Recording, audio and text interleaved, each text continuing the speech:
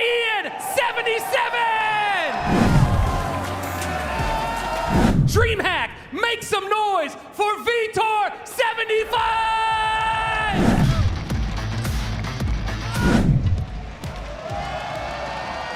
And there's the crowd. The crowd has been so amazing these couple of days. Ian already started off with the Cannoneer instead of the Princess Tower, and cycling the Royal Ghost. I already love Ian 77's deck. Yep, most likely going to Mortar. This is a very popular Mortar deck that's been played out there, usually with Goblin Stein. We've seen it with Arrows, we've seen it with Lightning.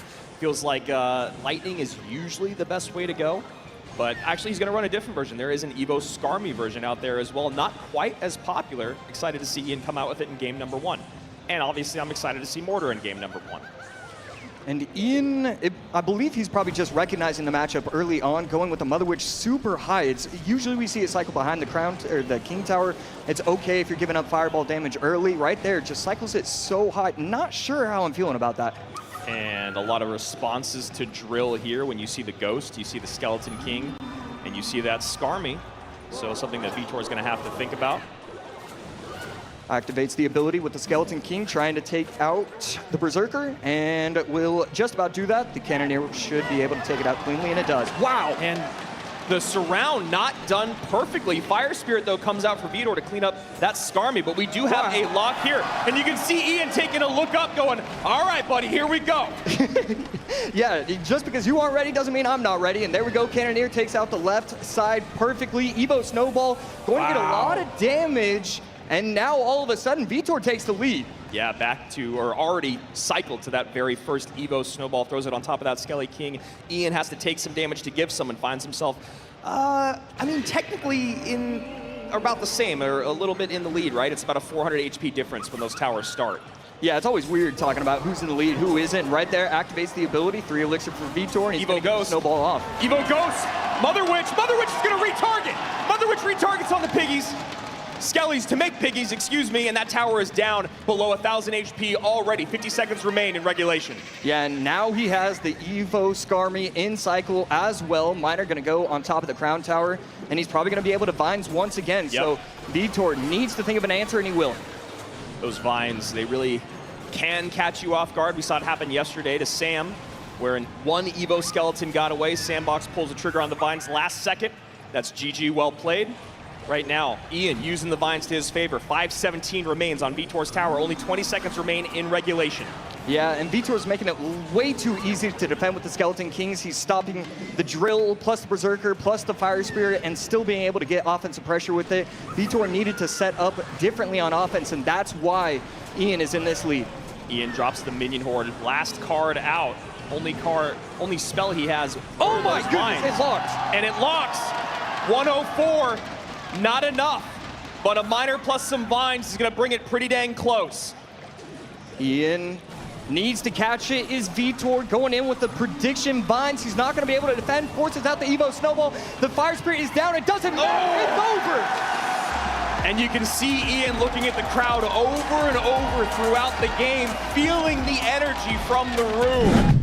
That true tank killer or anything, you would have loved a better card for those Skeleton Kings.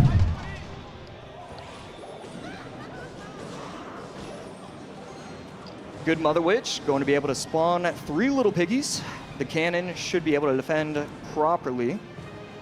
And Vitor just going to be waiting, and he's going to be messing around with one of those. Let's say Ian looks like he's running hog, which is, and you look at him, he even knows the crowd is here for it. I mean, that's when you know, right? You're just like, this is my win condition. I'm going to play hog for you guys. And he keeps looking up at that crowd. Like you said, Josh, I like the showmanship, but I hope that he doesn't get distracted. Yeah, and that is what happens. Firecracker on the left side should be able to take care of most of the Zappies with the help of the Bar Barrel.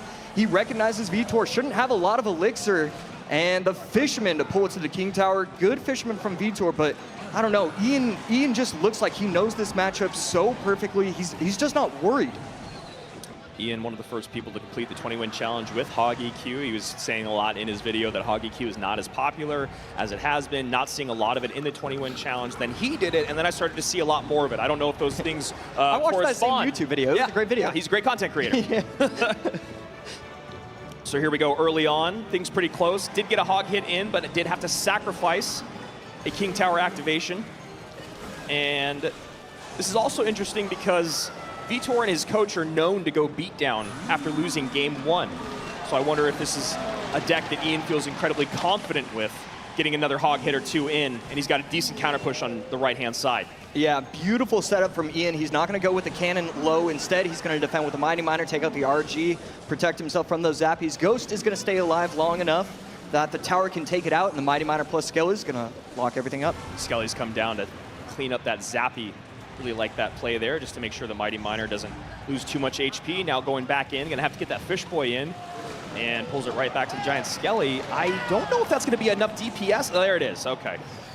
Yeah, the slow from the Fisherman saves him, and the Evo Cannon plus Firecracker plus E-Spirit. I mean, his micro is just beautiful. I mean, when you get to play your comfort on the biggest stage in the world, it's very difficult for your opponent, right? Especially when you find yourself in a decent matchup, and the crowd is loving it. 1784, another hog hit in, 1467. Lowest tower for Ian, 2652. This is the guy that everyone was expecting to see yesterday. Yeah, and right there, he gets the Skellies in time. I mean, Ian is playing this perfectly. We know how talented he is with this. We expect that from him, but still, to do it on the live stage is something else. The prediction, right EQ! Ian looks up to the crowd. He knows he's sewn things up, and you can see right there on Vitor's face, he knows it's over. I mean, Ian just cycling the bar barrel right there, trying to get himself to another couple Earthquakes. Might go in with the Hogs, but instead just going to defend. He just looks so comfortable. And Mother Witch right there looking for those Skellies that might come out. Instead of Bar Barrel comes out. There is the bomb from the Mighty Miner. A little bit of a push here, but very manageable for Ian. Yeah, right here, a little bit going on. But yeah, a little dicey, actually. The Mighty Miner going to be able to take out the Mother Witch. Tower down to 1143, and good game coming out from Vitor. He's going to try and pull the trick that Ian pulls off all the time, but we're going to see if he actually wants to defend, and he will. There's just no way to get through this AC with the amount of damage that needs to be done by Vitor. The EQ Here cycle, it is, the cycle. That's going to do it. And Ian does it with his comfort deck to stay alive and keep the run going in his 2025 World Finals run.